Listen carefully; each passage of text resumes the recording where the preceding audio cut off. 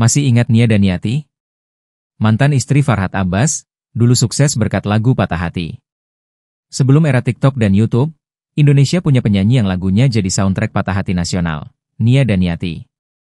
Suara lembutnya, wajah sendunya, dan gaya bernyanyinya yang khas membuat Nia Daniati melekat kuat di era 80-an hingga 90-an.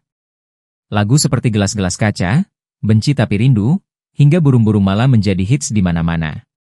Album-albumnya laris di pasaran dan diburu para penggemar kaset. Nia bukan hanya diva pop, tapi ikon perempuan melankolis yang mewakili perasaan jutaan pendengar di zamannya. Tak hanya bersinar di dunia tarik suara, Nia Daniati juga sempat terjun ke dunia akting.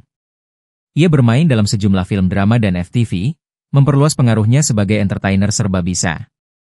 Wajahnya rutin menghiasi layar kaca, baik sebagai penyanyi, aktris, hingga bintang tamu program hiburan nasional. Namun di balik sorotan, kehidupan pribadinya tak selalu mulus.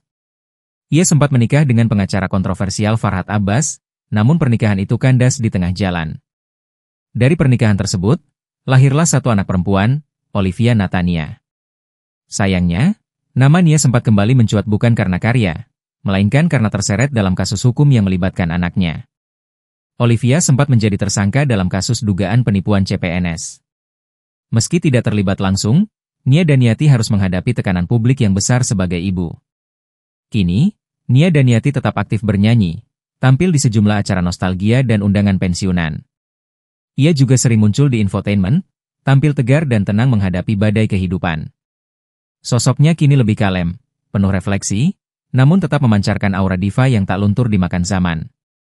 Nia Daniati bukan sekadar penyanyi lama. Ia adalah wajah dari era melankolis yang penuh makna, dan simbol kekuatan seorang perempuan di balik bayang-bayang popularitas dan ujian hidup.